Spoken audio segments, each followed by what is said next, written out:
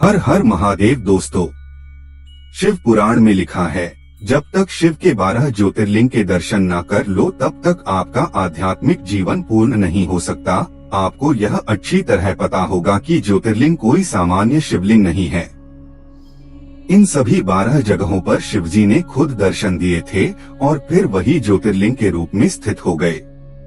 ज्योतिर्लिंग एक संस्कृत शब्द है जिसका अर्थ होता है रोशनी का प्रतीक।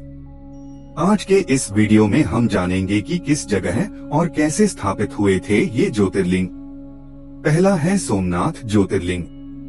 गुजरात में स्थित सोमनाथ ज्योतिर्लिंग की कहानी कुछ इस प्रकार है कि दक्ष प्रजापति की 27 कन्याओं का विवाह चंद्रमा के साथ हुआ था, परंतु चंद्रमा का संपूर्ण प्रेम केवल रोहिणी के प्रति था, जिससे अन्य पत्नियां बहुत अप्रसन्न रहती थी। उन्होंने अपनी व्यथा अपने पिता को सुनाई।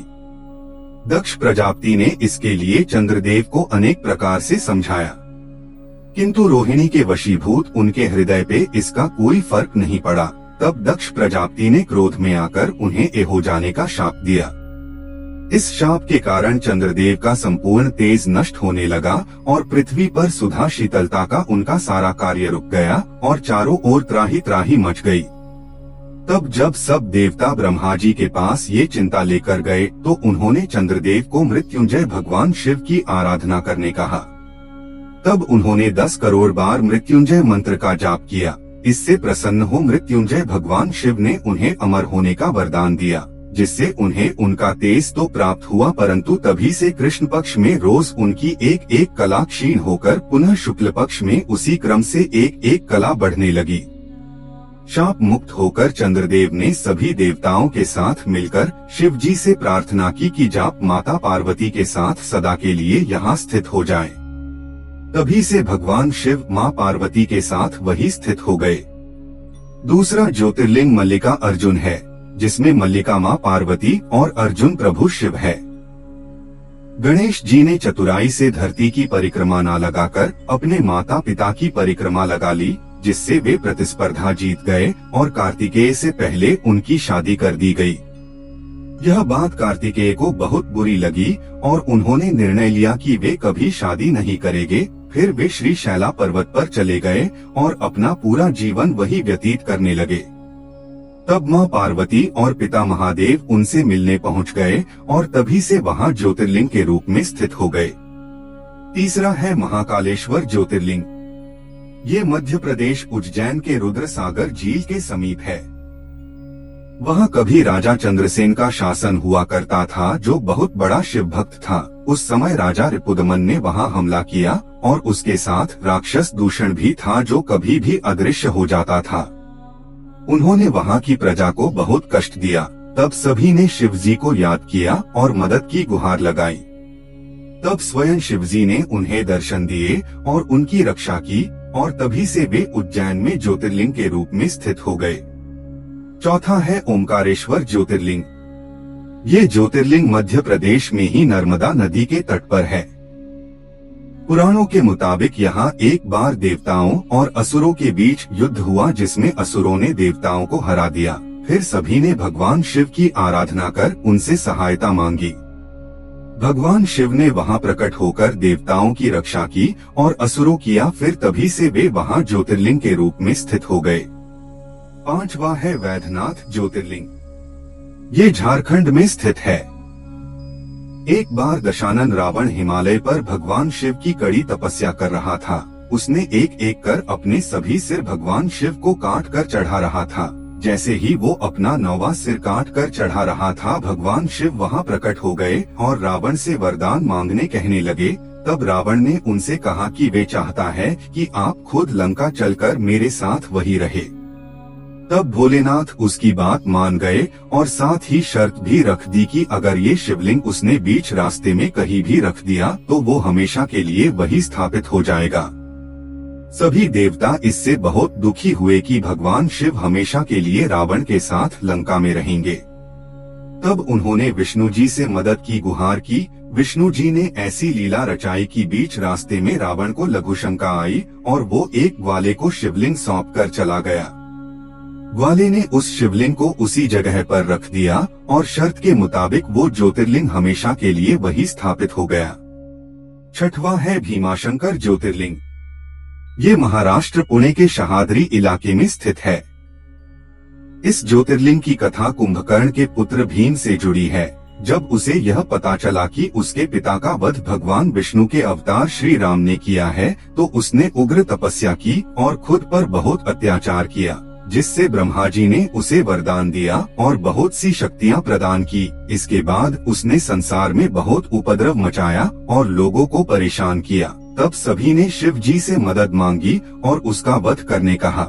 शिव जी ने खुद भीम का वध किया और तभी से वे उसी जगह स्थित हो गए। सातवां है रामेश्वरम ज्योतिर्लिंग। यह तमिलनाडु में स्थित है और इस ज्योतिर्लिंग को रामायण से भी जोड़ा जाता है। माता सीता की खोज करते हुए जब राम जी रामेश्वरम पहुँचे, तब उन्होंने वहां अपने हाथों से शिवलिंग बनाया और कड़ा तप किया। तब भगवान शिव ने उन्हें दर्शन दिए और रावण वध की शक्ति प्रदान की। तभी से वहां रामेश्वरम ज्योतिर्लिंग स्थित है। आठवां है घनेश्वर ज्योतिर्लिंग। यह महाराष्ट्र के औरंगाबाद में स्थित है। सुधर्म और सुदेशा नामक एक विवाहित जोड़ा था। उनके जीवन में सब कुछ सही चल रहा था, बस उनके कोई पुत्र उत्पन्न नहीं हो पा रहा था। तब सुदेशा ने अपनी बहन घुष्म का विवाह सुधर्म से करा दिया और उनका पुत्र भी उत्पन्न हो गया। लेकिन सुदेशा को ये बात खटकने लगी और उसने उस पुत्र को झील में फेंक दिया, जहां सुधर्म ने 101 शिवलिंग की स्थापना कराई थी। ये खबर सुनते ही सुधर्म ने उस झील के पास जाकर भोलेनाथ से गुहार लगाई, जिससे भोलेनाथ ने उसे उसका पुत्र वापस कर दिया और उसी स्थान पर वे घृष्णेश्वर ज्योतिर्लिंग के रूप में स्थित हो गए। नौवां है नागेश्वर ज्योतिर्लिंग। यह कृष्ण नगरी द्वारका में स्थित है। एक बार दारुका नाम के राक्षस ने शिव भक्त सुप्रिया को कैद कर लिया। उसके साथ ही उसने और भी बहुत सी महिलाओं को कैद किया। बंदी गृह में तब सुप्रिया ने सबको नमः शिवाय का जाप करने कहा।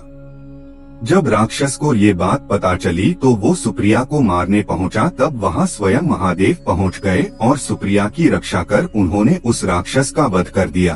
तभी से द्वारका नगरी में नागेश्वर ज्योतिर्लिंग स्थित है।